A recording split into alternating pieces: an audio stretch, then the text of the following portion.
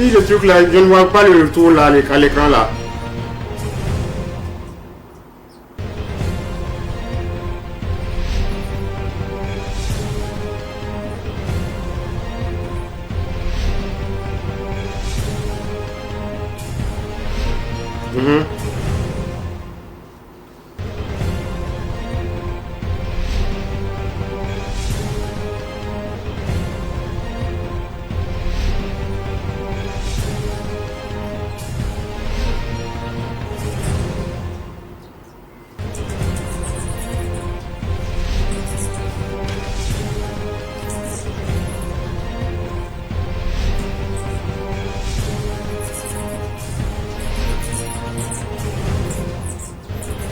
Journée des coutumes et traditions, une cérémonie commémorative s'est tenue ce matin au palais impérial du Mona Babangogo. La paix et l'union nationale étaient les maîtres mots, les détails dans ce journal.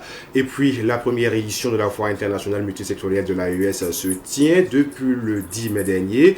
Une édition qui se poursuit jusqu'au 17 mai prochain. Nous aurons plus de détails au cours de cette édition. Mesdames et messieurs, c'était les titres.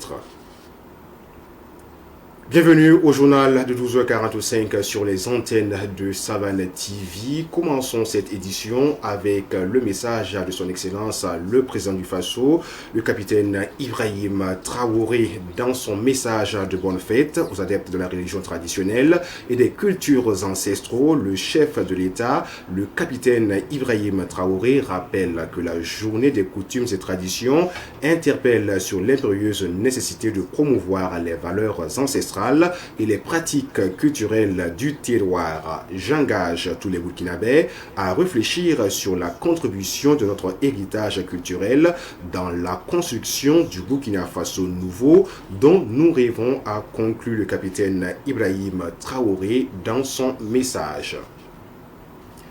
Commémoration toujours du 15 mai, le chef suprême des Mossé, le Mona Babangogo, a organisé ce matin la cérémonie commémorative de la journée des coutumes et traditions, célébrée chaque année le 15 mai. Cette commémoration, placée sous le signe de la paix et de l'unité nationale, a rassemblé plusieurs dignités coutumiers et traditionnelles, ainsi que des fidèles des traditions ancestrales. Le point avec Sidiki Kabri. Tour à tour devant le Mogo Nababango, les notables ont présenté leur civilité avant la remise symbolique de poulets et de moutons.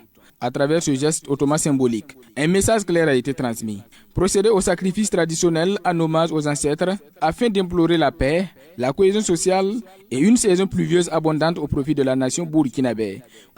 C'est pour la journée du 15 mai et pour la partie culturelle, Sa Majesté a remis le nécessaire aux sacrificateurs pour demander une bonne pluviométrie, une bonne saison pluvieuse, la paix et la sécurité au Faso et un vivre ensemble harmonieux.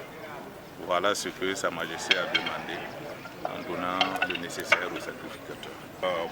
Ce matin, Sa Majesté a remis le nécessaire au Wardro Naba, à Kadio Naba,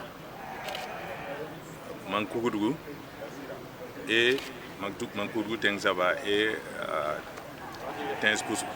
Alors pour les quatre, c'est les quatre qui ont été remis ce matin. Mais ça veut dire que c'est comme un symbole, quoi. Sinon il y a bien d'autres.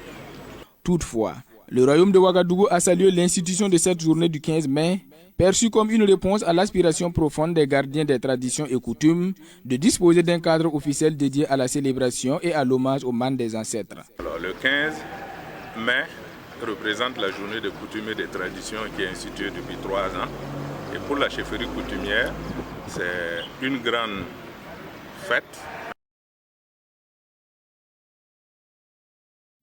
Longtemps. Alors, comme cela a été fait depuis 3 ans, partout, surtout le Burkina Faso, on célèbre le 15 mai avec joie pour remercier les ancêtres et leur demander encore une bonne saison.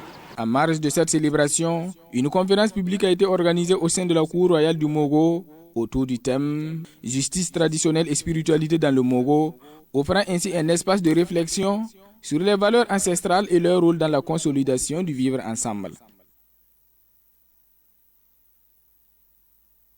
Coutumes et traditions, Savane Média est allé à la rencontre d'un trésor humain vivant en la personne du Sanaba Bunda dit KPG, une journée qui célèbre nos valeurs ancestrales et le vivre ensemble. Suivons l'élément au micro de Sibli Nakilsi. Le 15 mai pour nous, c'est un moment pour nous, c'est un espace, c'est une journée. Pourquoi je dis que c'est un moment? C'est un moment parce que tout simplement, c'est le lieu où on va pouvoir réveiller les choses, mettre en lumière, mettre au goût du jour nos savoirs et nos savoir-faire anciens. Parce qu'il faut savoir que le 15 mai, ce n'est pas seulement faire égorger des poulets, égorger je ne sais pas quoi. Mais le 15 mai, c'est un temps où on s'arrête pour dire merci, pour rendre hommage aux ancêtres méritants, pour rendre hommage à tous les anciens et à toutes les personnes qui travaillent pour l'équilibre de notre humanité. C'est également un espace où on peut transmettre des valeurs. C'est également aussi, en tout cas, une journée pleine de sens pour les traditionnalistes, une journée pleine d'émotions pour nous, parce que ça nous permet de pouvoir, en tout cas, remettre au goût du jour ce que nous savons faire, ce que nous pouvons faire. La preuve ici, c'est dans le cadre du mois du patrimoine et nous avons profité du 15 mai pour pouvoir parler de ça. Alors, le programme du 15 mai, c'est ce qu'on a dit. On a profité dans le cadre, puisque je suis ambassadeur, trésor humain vivant. Ça fait beaucoup, hein? Voilà, ambassadeur du mois du patrimoine, trésor humain vivant. C'est une responsabilité.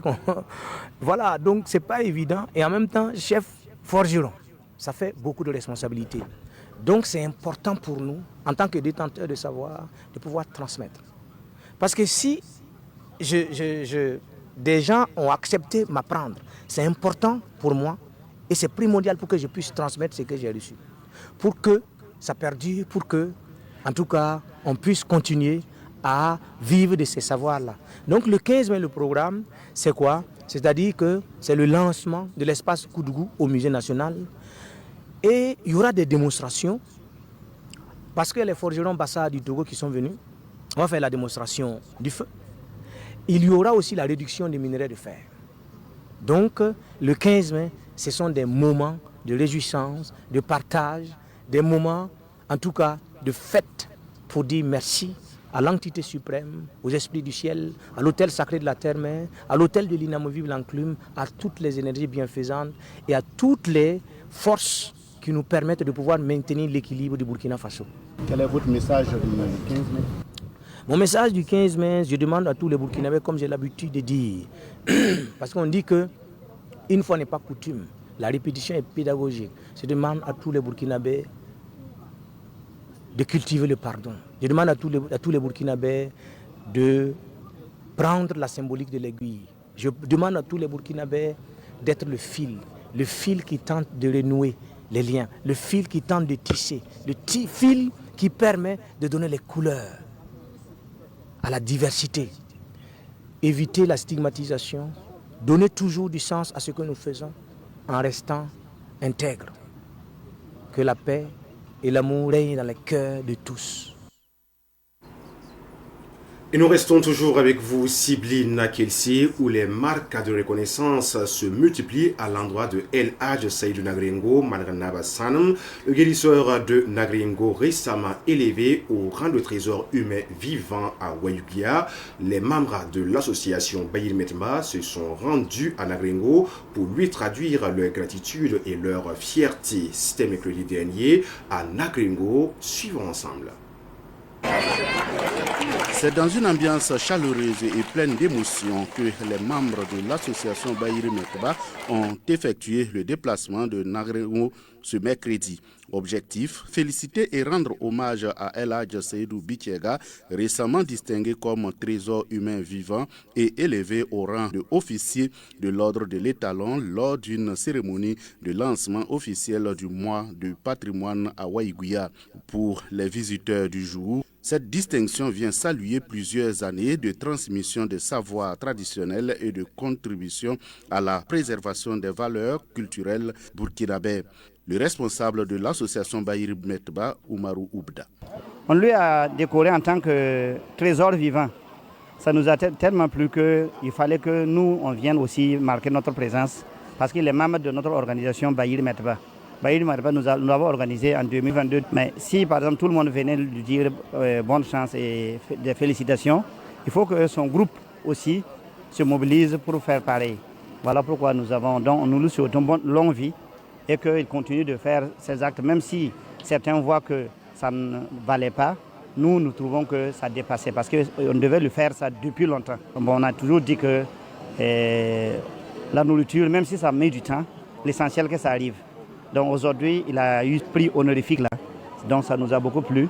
Voici l'intention de Bahiri Metba. Que Dieu lui donne plusieurs fois ce genre de décoration. Très touché par cette marque de considération, le guérisseur de Nagrengo a salué la mobilisation des membres de l'association Bahiri Metba. Il a également invité les jeunes à préserver les valeurs ancestrales et les connaissances endogènes. El Hadj Seydou Bithiega Manrenaba Sanam. Ils sont venus me féliciter pour l'honneur que le gouvernement m'a fait. Vraiment, je ne peux pas finir de les remercier parce que la distinction que j'ai reçue les appartient aussi. J'ai prié Dieu de leur donner la longévité et les bénir et que Dieu accorde la paix et la sécurité au Burkina Faso et l'entente à tous les Burkinabés, car c'est dans l'union, l'attente et la solidarité qu'un pays peut se développer. L'union fait la force, donc il faut l'union entre les communautés. Que l'ensemble des membres de Bahiri Metba sachent que je suis de cœur avec eux de jour comme de nuit. Que Dieu soit avec eux. Entre bénédictions, conseils et témoignages de soutien, cette visite traduit l'attachement des communautés à leurs valeurs culturelles et à ceux qui œuvrent pour leur sauvegarde. C'est une forte délégation de l'association Bahiri Metba qui ont effectué le déplacement à Nagrengo. Pendant 2 jours, 25 journalistes ont été formés sur la gestion des droits d'auteur et la mission régalienne du Bureau burkinabè du droit d'auteur BBDA. La formation s'est tenue du 11 au 12 mai dernier à la direction régionale de la communication, de la culture, des arts et du tourisme de Bassitenga. Le point avec Pakisba Mariam Ouedraogo. La politique de promotion culturelle et de sécurité des membres, le mécanisme de documentation, ainsi que la collecte et la redistribution des droits d'auteur figurent entre autres parmi les modules que le Bureau burkinabè du droit d'auteur BBDA a partagé avec les hommes de médias. Cette initiative vise à mieux faire connaître les missions de l'institution. Ensemble, je pense que nous pourrons davantage maîtriser les questions de protection, de gestion collective et même des autres politiques de BBDA en faveur des titulaires de droits que sont les artistes et aussi leurs partenaires et aussi les auxiliaires de la création. Et tout cela combiné avec vous, le domaine de la presse qui promeuvent les œuvres créées en acceptant de les diffuser et aussi en acceptant de payer vos redevances de droits d'auteur. Lors de cette formation, l'utilisation de l'intelligence artificielle dans la création des œuvres a également fait l'objet d'une communication. Il faut dire que l'IA aujourd'hui, c'est un outil qui permet de créer des œuvres littéraires et artistiques. Et le défi aujourd'hui, c'est de pouvoir déterminer la nature des œuvres générées par l'IA. Donc, c'est de savoir si ce sont des œuvres qui sont protégeables au titre du droit d'auteur ou ce sont des œuvres qui ne peuvent pas faire l'objet de protection. Le BBDA est d'ailleurs inscrit dans cette logique parce qu'actuellement, nous menons beaucoup de réflexions sur la question. Ce renforcement des capacités des journalistes sur le droit d'auteur les droits voisins et les mécanismes de gestion collective du BBDA constituent une manière de mieux outiller les professionnels des médias afin d'améliorer la qualité et la pertinence du traitement de l'information culturelle. Les notions sur le droit d'auteur et aussi les missions que le bureau burkinabé des droits d'auteur a vis-à-vis de ses collaborateurs. Je pense que les informations qu'on a eues aujourd'hui nous permettra de pouvoir édifier le public, pourquoi pas les artistes eux-mêmes, parce que les artistes parfois eux-mêmes n'ont pas d'informations, n'ont pas certaines informations. Et je pense que avec tout ce qu'on a eu à prendre ici, nous pourrons désormais traiter l'information de telle sorte que le public puisse comprendre tout ce qui se passe au niveau du BBDA et aussi tout ce qui les artistes perçoivent, en tout cas en termes de droit. Cette formation des journalistes sur le droit d'auteur et les missions du Bureau burkinabé du droit d'auteur BBDA, qui a réuni 25 journalistes, constitue la première phase de l'initiative. Un mot d'éducation dans cette édition. Dans une note signée le 8 mai dernier, le ministère de l'enseignement de base, de l'alphabétisation et de la promotion des langues nationales a rappelé aux responsables éducatifs que la fin des cours est fixée au 15 juillet dans le calendrier scolaire 2025-2026. Le SINAFEB, le syndicat national des fonctionnaires de l'éducation du Burkina, donne sa lecture concernant ce rappel. On en sait davantage avec Germaine Farama. Le 8 mai dernier, à travers un arrêté, le ministère de l'enseignement de base rappelait aux établissements préscolaires et primaires la nécessité de respecter le calendrier scolaire qui prévoit la fermeture des classes le 15 juillet. Un arrêté qui fait couler beaucoup d'encre et de salive. Mais, selon le syndicat national des fonctionnaires de l'éducation du Burkina, SINAFEB, cet arrêté ministériel ne comporte rien de nouveau. Koudougou Robert Kaboré, secrétaire général du SINAFEB. L'organisation du calendrier scolaire, chaque année, fait l'objet d'un arrêté, en tenant compte des situations du moment. Par exemple, le calendrier scolaire de cette année 2025-2026 a d'abord été l'objet d'un arrêté conjoint du 20 octobre 2025, qui a été modifié par un autre arrêté, l'arrêté 043 du 13 mars 2026. Il faut distinguer l'arrêt des cours et la fermeture des écoles ou clôture de l'année scolaire. Donc la fermeture des cours est fixée par ce même calendrier-là, au 30 mai 2026, et la fermeture des écoles au 15 juillet 2026. Maintenant, du 15 juin au 15 juillet, qui est censé être une période qui depuis longtemps est flottante, donc qu'est-ce qui a été prévu? Il a été prévu de prendre une initiative de sorte à introduire ce qu'on appelle le mois artistique et culturel. Le secrétaire général du SINAFEB s'indigne tout de même de cet arrêté qui, selon lui, discrédite le corps enseignant. De la façon dont la communication a été faite, c'est cette perception qui donne à des couches de dire que les enseignants sont paresseux, de dire qu'ils ont assez de temps, 4 mois de congés, non, c'est pas ça. Les congés et les vacances, c'est pas fait pour ce sont pas des trucs des temps choisis pour les enseignants, c'est pour les élèves. En tenant compte aussi de l'esprit de l'enfant qui à un moment donné a besoin de s'amuser, il y a tout ça. Mais à un moment donné, pour la cellule familiale même, c'est une cellule d'éducation. Mais en cette période, l'éducation est basée sur quoi? L'agriculture, l'élevage et bien d'autres activités. Donc, si on dit que les enseignants se reposent là, c'est où?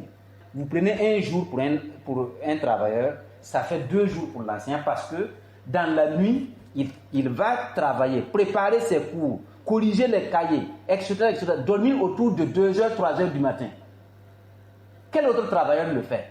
Donc, il faut qu'on arrête si on veut comprendre l'enseignant, qu'on l'interroge pour comprendre, ou bien venez vivre avec l'enseignant dans ses activités quotidiennes pour le connaître, avant de s'en prendre à ce brave travailleur de l'éducation, constructeur de l'État burkinabé.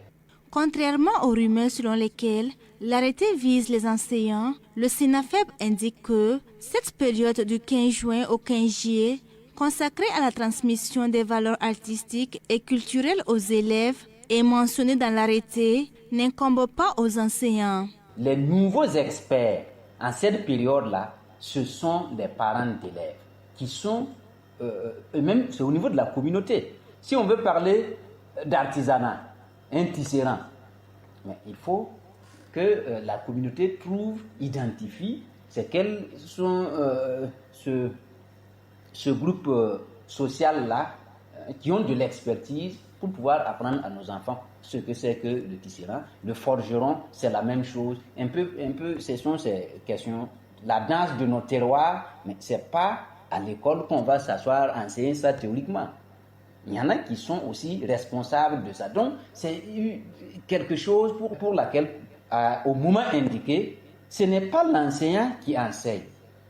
L'enseignant même apprend avec les personnes ressources et il devient facilitateur. Koudougou Robert Kaboré déplore cette décision du ministère de l'enseignement de base qui ne tient pas compte des réalités de chaque localité. Maintenant, la période, vous savez que c'est une période où les travaux champêtres, si nous réfléchissons en ville, en citadin, c'est différent de celui qui est à Boussoukoula ou à Falanguntu. Ce n'est pas la même perception. Donc, en cette période de l'année scolaire, les enfants partent aider leurs parents, par exemple au niveau des champs, à garder des animaux, mais les activités... Culture à présent, la première édition de la Foire internationale multisectorielle de l'AES se tient depuis le 10 mai dernier et c'est jusqu'au 17 mai prochain au CIAO à Ouagadougou. Cet événement réunit plusieurs pays, notamment ceux de l'AES, l'Alliance des États du Sahel, autour d'expositions, de rencontres d'affaires et de découvertes culturelles. Retour sur la cérémonie d'ouverture de la foire tenue hier jeudi en présence de Madinatou Ouedraogo. C'est à travers cette coupure de ruban que s'ouvre officiellement la première édition de la Foire internationale multisectorielle de l'AES. Une initiative qui, selon les organisateurs, répond à l'appel du président du FASO visant à mettre en valeur les produits locaux. L'objectif de cette première édition, c'était surtout répondre à l'appel des chefs de l'État de l'AES qui est travailler à arriver à notre souveraineté. Cela passe par l'aspect économique. Dès l'instant que nous sommes économiquement indépendants, les décideurs, les gouvernants peuvent alors asseoir leur politique sans crainte. D'où la nécessité d'organiser une foire commerciale qui va permettre à nos commerçants, à nos entrepreneurs d'échanger pour pouvoir trouver des solutions et à pouvoir valoriser nos produits, à pouvoir nous faire connaître par l'extérieur, par nous-mêmes connaître nos potentialités et surtout échanger. Des exposants des 3 pays membres de l'AES ainsi que d'autres pays sont présents au CIAO. Cette foire constitue également un cadre de rencontres et d'opportunités pour la jeunesse, selon le représentant du parrain. C'est vraiment une très belle initiative et au cours de cette semaine de valorisation de ces produits, il est attendu vivement que la population accompagne cette initiative à travers des visites pour voir ce que nous avons au niveau des 3 pays de l'AES. Alors, à travers cette plateforme, il faut dire que c'est une vitrine, comme je le disais tout à l'heure, qui accompagne les jeunes entrepreneurs à mieux mettre en valeur les initiatives que les uns et les autres ont. Et je pense que c'est également une plateforme, comme je le disais, une occasion pour ces jeunes entrepreneurs d'échanger entre eux, de partager les différentes expériences dans les différents domaines afin de s'améliorer et améliorer les différents produits qu'ils offrent à la population. Le Ghana est le pays invité d'honneur de cette première édition de la foire internationale multisectorielle de l'AES au Burkina Faso. Elle referme ses portes dimanche prochain. Page triste dans cette édition, Domba Jean-Marc Palma n'est plus. Décédé hier, il a été président du Haut Conseil du dialogue social de 2018 à 2023, membre du Conseil économique et social de 2000 à 2018. Avant tout cela, Domba Jean-Marc Palma, né en 1950 à Bondugui, dans la province de la Bougoniba, a été ministre des Relations extérieures du Burkina dans les années 1989. Mesdames et messieurs, c'est avec cette note triste que nous mettons un terme à cette édition. Merci à vous qui l'avez suivi. Nous vous souhaitons une excellente journée de la commémoration des coutumes et traditions ici au Burkina Faso. Passez un excellent après-midi. On vous retrouve très prochainement, toujours avec le même plaisir et la même passion qui nous anime. Excellent après-midi à tous et à chacun.